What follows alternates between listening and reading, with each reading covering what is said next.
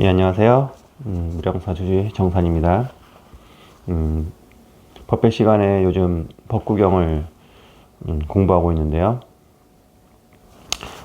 거해 스님이 편역한 법구경 1권 시작하고 있고, 지금까지 5번 개송까지 법회 시간에 말씀드렸어요. 6번 개송은 조금 내용이 길어서 책 읽어주는 스님 시간으로 대신 하려고 합니다. 예, 제가 읽어보도록 하겠습니다. 개송 6, 꼬삼비 비구들 이야기. 부처님께서 제따와나 수도원에 계시던 어느 때 꼬삼비 비구들의 다툼과 관련하여 개송 6번을 설법하셨다. 꼬삼비 지방의 고시따 수도원에는 각기 500명의 제자들을 거느린 학식과 덕망이 높은 두 비구가 있었다. 이 두 스승 비구 중 한 비구는 계를 가르치는 율사였고 다른 한 비구는 경을 가르치는 강사였다. 어느 날 강사 비구는 화장실을 사용하고 나오다가 사소한 계율을 범했다. 계율에 따르면 화장실을 사용하고 난 다음 준비된 물통에 물을 쏟아 변기를 깨끗하게 씻은 다음에 물통을 거꾸로 해놓고 나와야만 하는데 이 비구는 급히 나오다가 그만 완벽하게 뒤처리를 하지 못했던 것이다. 그런데 마침 공교롭게도 율사 비구가 그 뒤에 바로 화장실을 사용하게 되어 그것을 발견했다. 율사 비구는 강사 비구에게 물었다. 형제여, 비구께서는 물통에 물을 남겨 놓으셨던가요? 그렇습니다. 그렇다면 그것이 계율에 어긋난다는 사실을 모르고 계셨습니까? 저는 미처 모르고 있었습니다. 그것은 계율에 저촉되는 일입니다. 그렇다면 제가 참여를 하겠습니다. 그러자 율사 비구는 말했다. 이 일은 분명히 계에는 어긋납니다만 의도적인 행위가 아니었기 때문에 꼭 허물이라고는 할 수 없습니다. 율사 비구는 강사 비구에게 계율에 대해서 자세하게 설명해 주었고 이 일은 없었던 일로 처리되었다. 그런데 자기의 제자들에게 돌아간 율사 비구는 이렇게 말했다.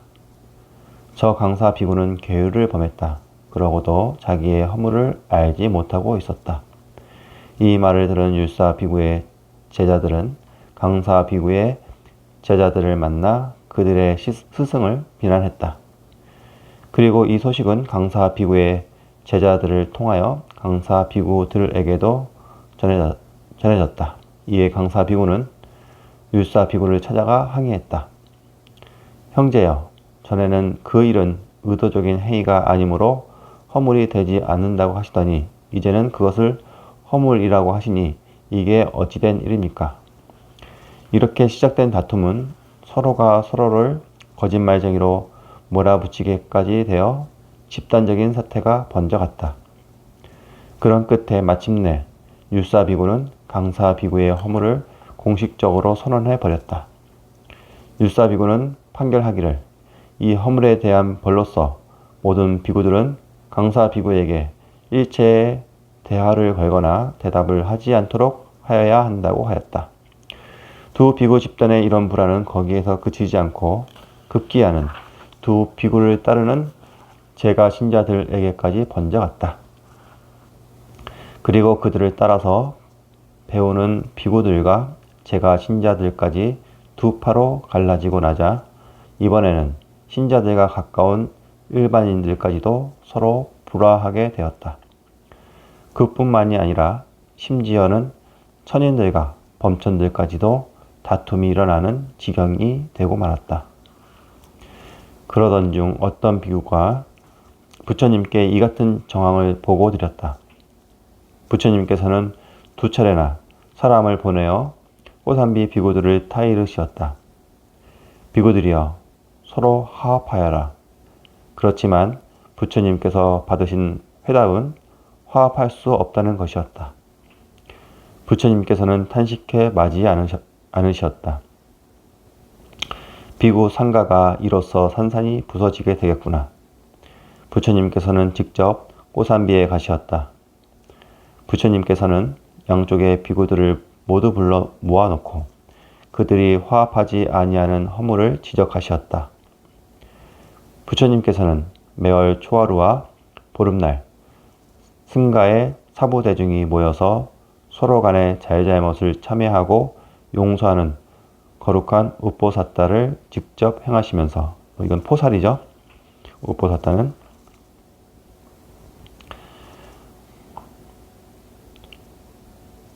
또 다시 서로 간 화목할 것을 권하시었다. 그런데도 비구들의 마음은 풀어지지 않았다. 그들은 각기 서로 나뉘어져서 식당과 강당에서 끊임없이 자기들이 옳다고 주장하기를 그치지 않았다. 부처님께서는 그 사실을 아시고 말씀하셨다. 비구들이여, 다툼은 이것으로 충분하구나. 이제 다툼을 그만두어라. 부처님께서는 비구들을 모아놓고 이렇게 설법하셨다.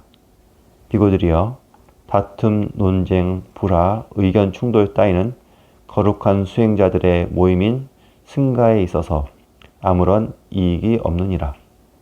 화합과 단합의 힘은 참으로 엄청난 것이니 화합을 하게 되면 작은 메추라기들도 힘센 코끼리를 물리치느니라. 비구들이여, 그러니 더 이상 다투지 말고 힘써 화합하라. 다툼이 계속될 때 그 피해는 다른 사람이 아닌 바로 다투는 그 사람에게로 돌아갈 뿐이니라.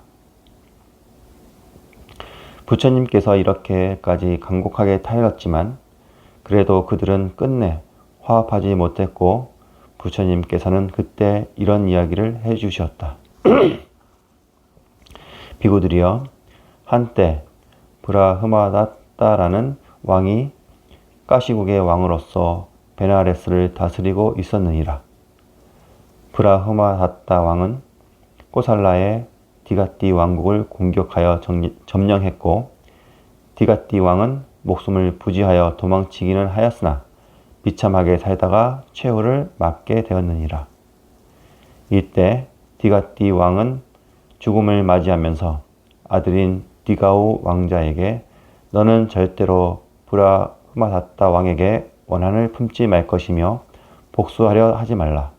만일 이런 내 뜻을 저버린다면 너는 내 아들이 아니다 라고 말했느니라. 그리하여 디가우 왕자는 뒷날 브라흐마다따 왕의 측근이 되어 쉽게 아버지의 원수를 갚을 수가 있었는데도 복수심을 참아냈느니라. 그것이 한 번이 아니라 여러 번이었고 그는 도리어 왕의 생명을 보호해 주었는데 그런 선행이 계기가 되어서 디가오 왕자는 잃었던 나라를 평화로이 되찾게 되었느니라.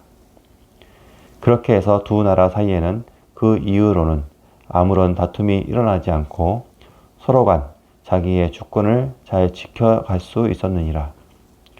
비구들이여, 활과 창을 가지고 권력을 행사하는 왕들도 이 같은 인욕과 용서로서 어려움을 견디어 좋은 결과를 얻었거늘 하물며 너희들은 출가 수행자로서 얼마나 더 인욕하고 용서해야 마땅한 일이겠느냐.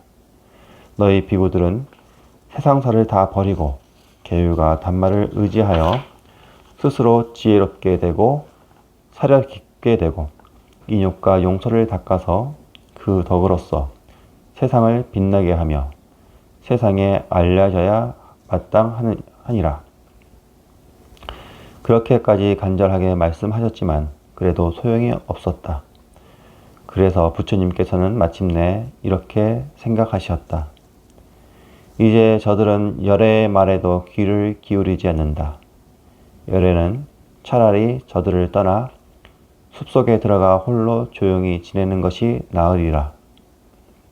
이렇게 생각하신 부처님께서는 어느 날 꼬산비에서 탁발을 마치시고 나서 아무에게도 알리지 않으시고 직접 상카티 까사와 밭다를 드신 채 홀로 발라카 마을에 소금 굽는 곳에 도착하셨다.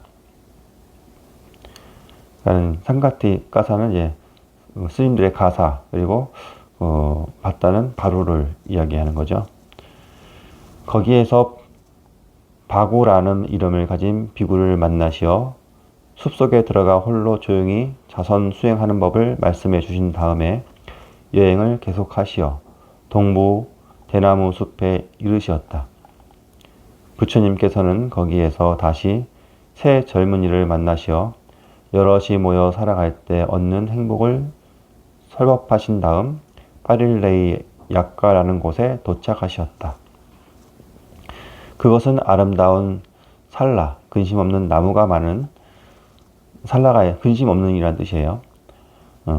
나무가 많은 매우 아늑한 숲이었다. 부처님께서는 이곳에서 숲속에 사는 한 코끼리의 시중을 받으시며 조용하고 즐거운 시간을 보내시게 되었다. 한편 고산비에 사는 제가 신자들은 부처님을 뵈려고 수도원에 갔다가 부처님이 계시지 않은 것을 알고 비구들에게 부처님께서 어디에 가셨는지를 물어보았다. 그때는 비구들도 부처님께서 파릴레이 약가 숲속에 계신다는 것을 알고 있었으므로 사실대로 이야기해 주었다. 그러자 그들이 되물었다.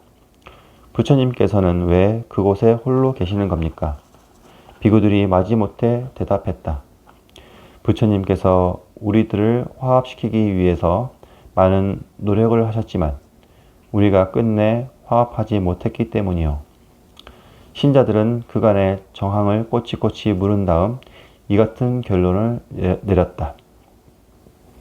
여기 있는 비구들은 부처님에 의해서 출가한 부처님의 제자들로서 부처님으로부터 직접 타이르는 말씀을 들었다. 그리고서도 그 말씀을 따르지 않고 다툼을 계속했다. 이들의 그런 잘못 때문에 그 화는 우리에게까지 미쳐서 우리마저 부처님을 배울 수 없게 되고 말았다. 이것은 비구들의 잘못이다. 우리는 이런 비구들에게 음식을 올릴 필요가 없고 자리를 마련해 줄 필요도 존경심을 표시할 필요도 없다. 그래서 그날부터 고산비 신자들은 이 같은 결정을 실행했다. 비구들은 탁발을 나갔다가 거의 음식을 받지 못하고 되돌아오게 되었다. 그런 상황은 갈수록 심해져서 마침내는 음식을 전혀 받아오지 못하는 지경에 이르렀고 이런 신자들의 비협조 때문에 비구들은 거의 기아 상태에 빠지고 말았다. 그런 힘든 상황이 며칠간 계속되자 두 비구 집단 간에 서로 간 화해하려는 움직임이 일어나기 시작했다. 그들은 마침내 서로 용서를 빌고 잘못을 고백했다. 그런 비구들에 대해서 신자들은 부처님께 가서 비구들이 용서를 받아와야만 자기들은 비구들을 공양할 것이라고 말했다. 그래서 비구들은 부처님을 찾아가려고 했지만 그때는 이미 우기도 한창이어서 비가 끊임없이 내리고 있었고 그 때문에 그들은 부처님께 갈 수가 없었다. 그러면 그때 부처님께서는 숲속에서 어떻게 생활하셨는가? 부처님께서는 그 숲속에서 코끼리 한 마리를 만나시게 되었다. 그 코끼리는 코끼리 무리를 벗어나 홀로 숲속을 방황하다가 부처님을 만났는데 코끼리는 이런 생각으로 무리를 벗어났던 것이었다. 내가 이곳에서 많은 암코끼리, 수코끼리, 새끼코끼리, 젊은 코끼리와 함께 살아간다면 여러 가지 불편이 있을 것이다. 먹는 것, 마시는 것도 아주 나쁜 것밖에는 차지하지 못할 것이다. 나는 이제 이 같은 집단 생활을 벗어나 홀로 살아가고 싶다. 그래서 이 점잖은 코끼리는 무리에서 벗어나 아름다운 산라나무가 있는 잘 보호된 이 숲에 도착하게 되었다. 그때 마침 부처님께서는 거기에서 가까운 곳에 계셨는데 코끼리는 부처님을 찾아가 뵈었다. 코끼리는 부처님께 다가가 엎드려 인사를 올린 다음 빗자루를 찾았다. 그러나 빗자루가 눈에 띄지 않았으므로 발로 나무 밑을 고르는 한편 힘센 코로 나무 등걸 주위를 모두 정리했다. 그리고는 나뭇가지를 꺾어서 자리를 잘 쓸어 깨끗이 하여 부처님으로 하여금 앉으실 수 있게 준비해 드렸다. 이 영특한 코끼리의 부처님 시봉은 이것뿐만이 아니었다. 코끼리는 물병을 코로 말아서 들고 가서 맑은 음료수를 떠왔고 또 더운 물까지 만들어 올렸다. 코끼리는 어떻게 더운 물을 만들었는가? 코끼리는 나무와 나무를 비벼 불을 붙였고 그렇게 해서 불이 일어나면 그 불로 돌멩이들을 달구었으며 그 돌들을 웅덩이로 가지고 가서 빠뜨렸다. 그렇게 하자 물이 데워졌다. 웅덩이에 물이 적당하게 데워지면 코끼리는 부처님께 가서 물이 데워졌음을 전해 올린다. 그러면 부처님께서는 코끼리를 칭찬하시고 나서 그 웅덩이 물로 목욕을 하셨다. 그러면 코끼리는 그동안에 야상에 여러 가지 과일을 준비하여 부처님께 올렸던 것이다. 부처님에 대한 빠릴레이 약과 코끼리의 시봉은 사람의 그것에 비해 손색이 없었다. 부처님께서 마을로 탁발을 가실 때가 되면 코끼리는 가사와 밧다를 머리 위에 얹어서 부처님의 뒤를 따랐다. 그러다가 부처님께서 마을 가까운 곳에 이르시면 부처님께서는 빠릴레이 약과 코끼리에게 말씀하셨다. 빠릴레이 약가야, 너는 더 이 이상 나와 함께 갈 수가 없느니라. 자, 이제 가사와 밧다를 다오. 그러면 코끼리는 자세를 낮추어 우리나라 말로 가사와 바루를 부처님의 손에 얹어드렸다. 그리고는 부처님께서 탁발을 마치고 돌아오실 때까지 거기에서 기다리는 것이다. 이윽고 부처님께서 탁발을 마치시고 마을을 벗어나 숲에 도착하시면 코끼리는 앞으로 나아가 부처님의 가사와 바루를 받아서 안전한 장소에 보관한다. 그런 다음 부처님 곁에 남아서 나뭇가지를 흔들어 부채질을 해드리곤 했다. 밤으로는 사나운 짐승들의 접근을 막기 위해 큰 나무를 코로 감고 주위를 돌면서 밤을 샜다. 그러다가 해가 떠올라 날이 밝아지면 다시금 부처님께서 사용하실 물을 떠다 드리는 것이었다. 그때 코끼리가 이렇게 부처님을 잘 시봉하면서 크고 작은 일을 해내는 것을 유심히 지켜보던 원숭이 한 마리가 있었다.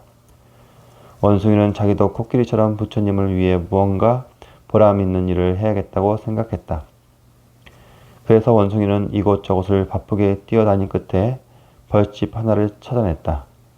원숭이는 나뭇가지로 벌집 안에 있는 꿀을 꺼내어 커다란 나뭇잎에 담아 부처님께 공손하게 올렸다.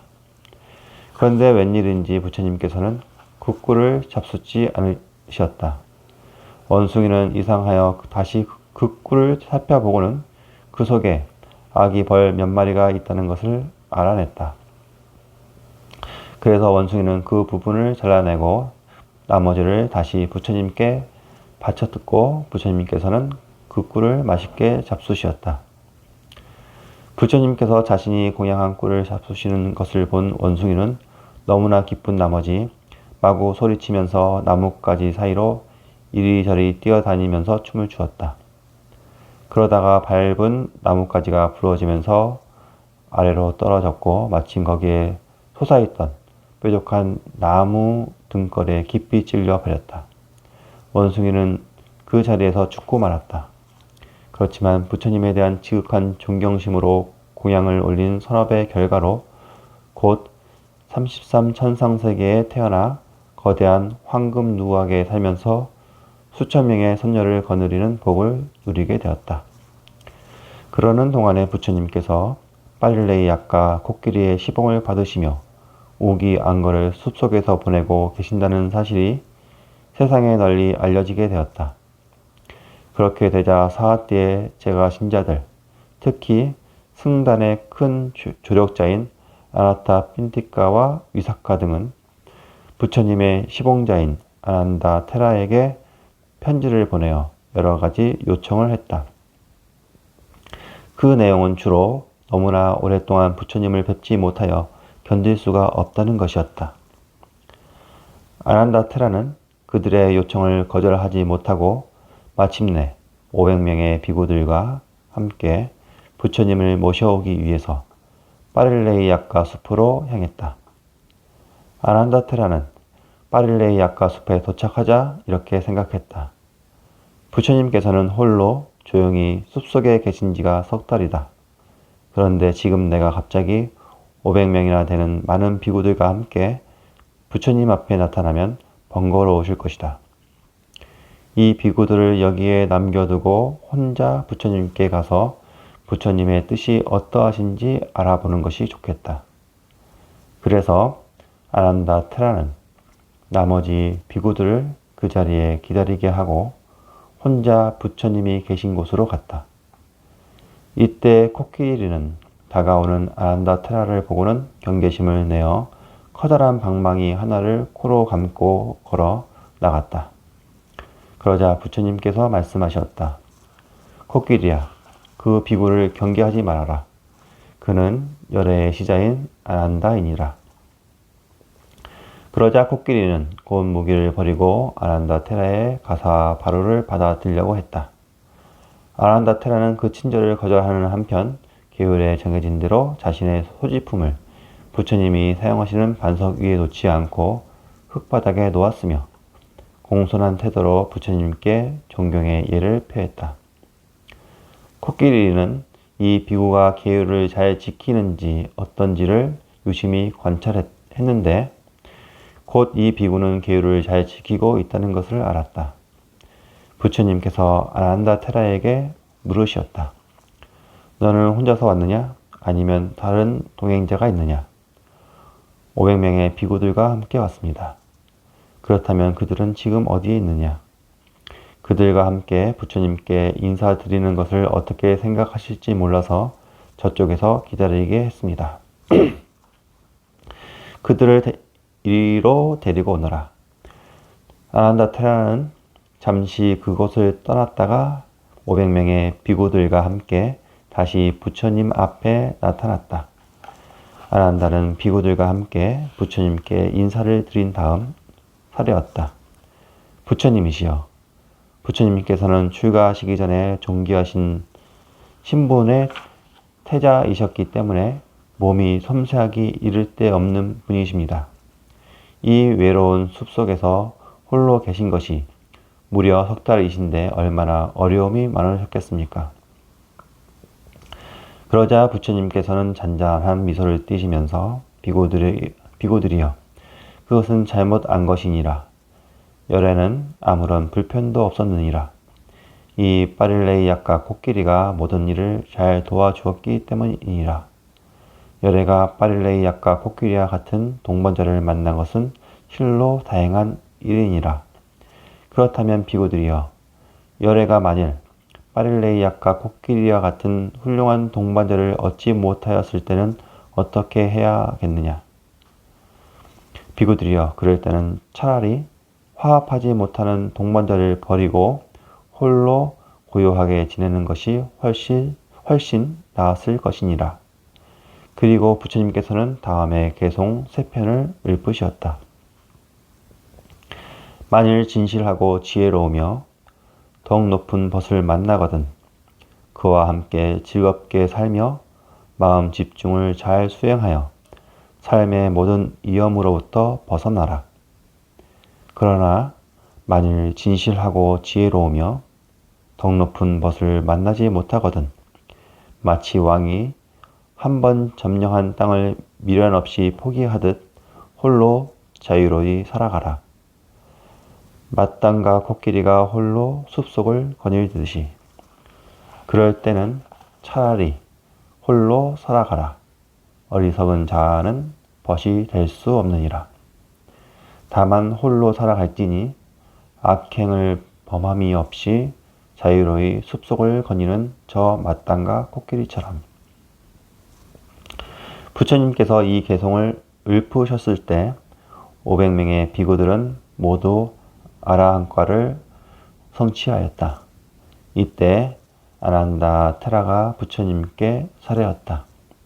부처님이시여, 사와티의 많은 제가 신자들은 부처님께서 제따나 수도원으로 돌아오시기를 열망하고 있습니다. 이에 부처님께서도 다시 비구들에게로 돌아가시기를 응낙하시고 길 떠날 준비를 하도록 이르시었다. 이때 코끼리는 비구들의 앞을 가로막고 서 있었다. 비구들이 의아해하자 부처님께서는 그것은 코끼리가 비구들에게 공양을 올리고 싶어하는 것이라고 일러주셨고, 코끼리는 곧 숲속에 들어가서 바나나를 비롯한 많은 과일을 등에 싣고 돌아왔다. 그리하여 비구들은 코끼리의 공양을 받았으며 곧 여행을 떠났다. 부처님을 비롯한 비구 일행이 그것을 떠나려 할 때 코끼리는 숲이 끝나는 곳까지 배웅을 나왔다. 부처님께서 코끼리에게 말씀하셨다. 빠릴레이 약가여, 열애는 이제 이곳을 떠나게 되었느니라. 이제 열애는 다시 이곳으로 오지 않을 것이니라. 빠릴레이 약가여, 너는 그동안 열애를 잘 시봉하였으나 지금의 너의 몸으로서는 선정산매에 들 수가 없고 내적 관찰을 수행할 수도 없고 도와 과를 성취할 수도 없느니라. 부처님의 말씀을 듣자 코끼리는 자기의 큰 코를 입안에 넣었다가 빼면서 눈물을 흘렸다. 그러면서 비구 일행을 따라 마을이 있는 곳까지 왔다. 거기에서 부처님께서는 코끼리에게 이르셨다. 빠릴레이 약가여, 마을 사람들은 너를 해칠 수도 있느니라. 여기에서 멈추도록 하여라. 그러자 코끼리는 거기에서 멈춰 서서 계속 울고 있었다. 그러다가 마침내 부처님과 비구 일행이 자신의 시야에서 멀어져 보이지 않게 되었을 때 너무나 가슴이 아픈 나머지 그 자리에 쓰러지더니 곧 죽고 말았다. 그러나 코끼리는 부처님에 대한 정성스런 봉사, 존경, 애정, 신심이 공덕이 되어 그 즉시 33천상세계의 빠릴레이약가라는 이름을 가진 천왕으로 태어나 황금 누각에서 살면서 1,000명의 선녀들을 거느리는 복을 누리게 되었다. 그리하여 부처님께서는 긴 여행 끝에 마침내 사와띠의 제따와나 수도원에 도착하시게 되었다. 이 소식은 꼬산비 비구들에게도 전해졌고 비구들은 부처님께 용서를 구하고 참회하기 위해서 사와띠로 출발했다. 그러나 그 이야기를 전해들은 꼬살라 국왕 빠타나디는 부처님께 이렇게 살해했다. 부처님이시여, 저는 꼬살라국의 왕으로서 또한 사와띠 성의 성주로서 화합할 줄 모르는 저 비구들을 이곳에 들어오지 못하도록 할 것입니다. 승단의 유력한 후원자였던 아나타 핀디카의 생각도 그에 관한 한 마찬가지였다. 그도 부처님께 살해했다. 부처님, 저 역시 제따와나 수도원의 창립자로서 이 수도원의 계율을 지키지 않는 그런 비구들을 들여놓아서는 안 된다고 생각합니다. 그렇지만 부처님께서는 그들을 달래시었다. 대왕이여, 그리고 아나타 핀디카여, 그들 비구들은 결코 나쁜 사람들이 아니오. 다만 그들은 잠시 서로 간 의견상의 차이가 있었을 뿐이며 열애의 말을 경청하지 않았던 것 뿐이오. 이제 그들이 자신들의 잘못을 알아서 스스로 용서를 구하러 온다 하니 그들을 받아들이는 것이 좋겠소. 두 사람은 부처님의 간곡하신 말씀에 거역하지 못하고 침묵으로써 부처님의 결정을 받아들였다. 요 구절에서 부처님에게 용서를 받아들이기 위해서 부처님께 오는 비구들을 오게끔 허락하셨잖아요. 제가 도안거 해제 해양 법회 법문에 그 내용이 지혜로운 자와 어리석은 자의 그 두 가지 이야기를 해드렸어요. 어리석은 자는 자기가 잘못한 것도 모르고 다른 사람이 자기 잘못을 인정하고 용서를 구할 때 용서를 하지 않는 것을 어리석은 자라고 하고, 지혜로운 자는 자기가 잘못을 한 것을 잘 알고, 그리고 남이 그런 자기 잘못을 인정하고 용서를 구할 때 용서를 할 줄 아는 사람을 지혜로운 사람이라고 했죠. 부처님이 그렇게 하셨네요.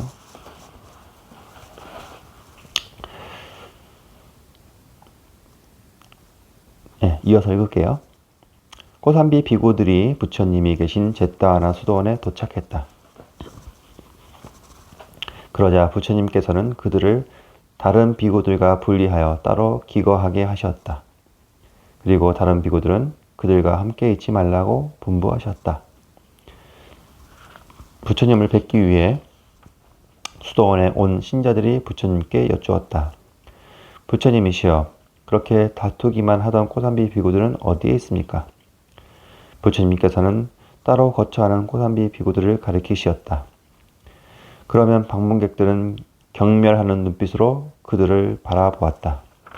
그럴 때마다 고산비 비구들은 부끄러워서 어쩔 줄을 몰랐다. 그런 일이 여러 차례 반복되었을 때 그들은 마침내 더 이상 견디지 못하고 부처님 앞에 엎드려서 흐느껴 울며 용서를 간청했다. 부처님께서 그들에게 말씀하셨다.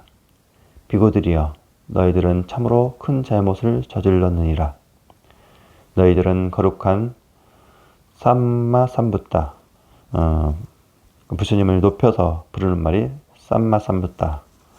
의 제재로서 부처 스승의 여러 가지 충고와 노력을 모두 거절하고 끝끝내 화합하지 못했기 때문이니라.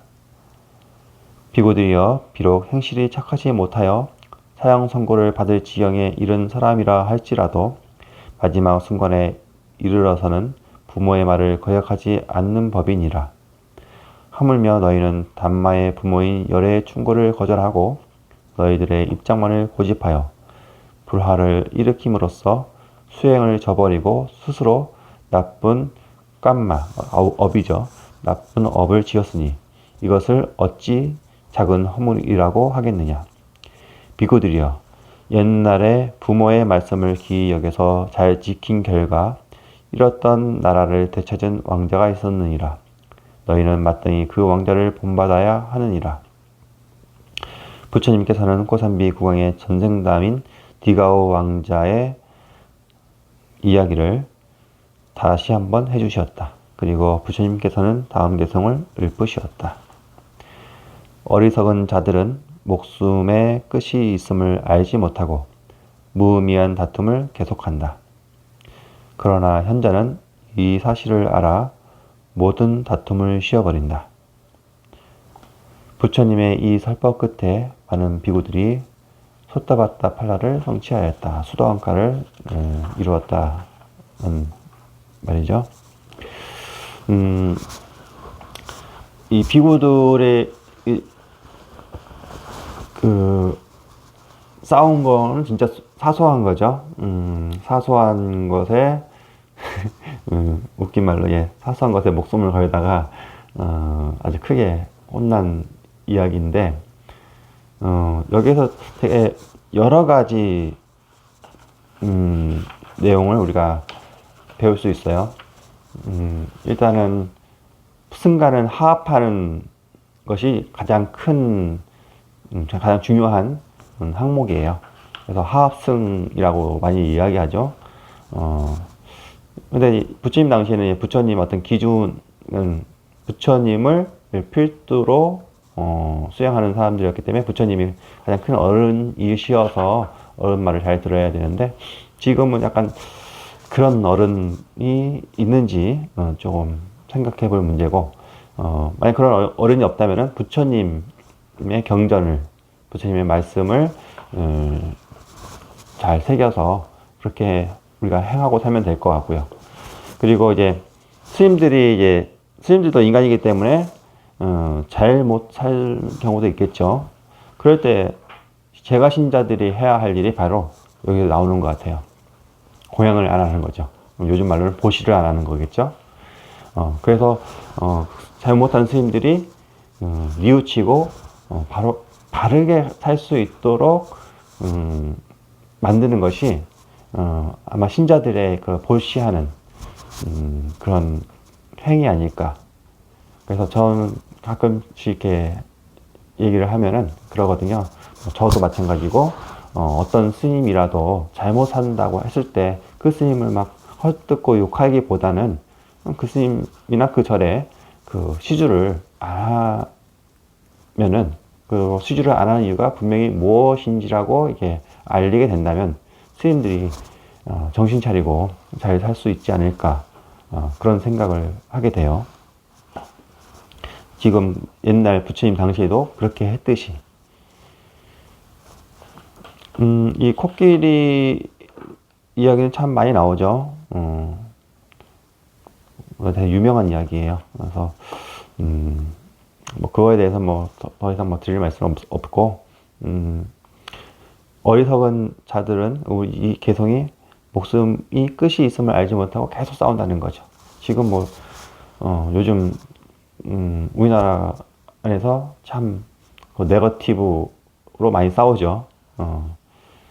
그 무의미한 다툼.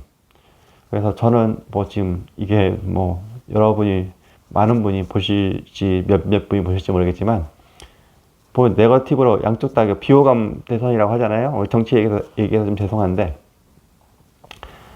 비호감 뭐 대선 후보도 마찬가지고 대선 후보의 배우자들도 다 리스크가 둘 다 있어요. 양쪽 다. 그러면은 이제 우리가 뭘 보고 뽑아야 돼요? 어쨌든 그 사람 중에 한 사람이 될 건데 뭘 보고 뽑아야 되냐? 그래도 그냥 객관적으로 국정 운영을 누가 잘할까를 잘 생각해서 판단해서 뽑으시면 될 것 같아요. 허물은 둘 다 있으니까 그 허물 가지고 우열을 가리기는 쉽지 않으니까 누가 대통령을 했을 때 그나마 국정 운영을 잘 할까를 생각하고 뽑으시면 될 것 같습니다. 그래서 고민을 하셔야겠죠. 잘 해서 잘 선택하시길 바랍니다. 이렇게 오늘 읽기만 해도 30분이 돼가지고 오늘 이렇게 따로 법구경 6번 개성에 대해서 이렇게 영상을 찍어서 올리게 되었습니다. 이걸로 6번 개성을 마무리 짓고 다음 법회 시간에 그리고 또 기회가 되면은 이렇게 유튜브로 다른 동영상을 올리도록 하겠습니다. 예, 모두 성불하십시오.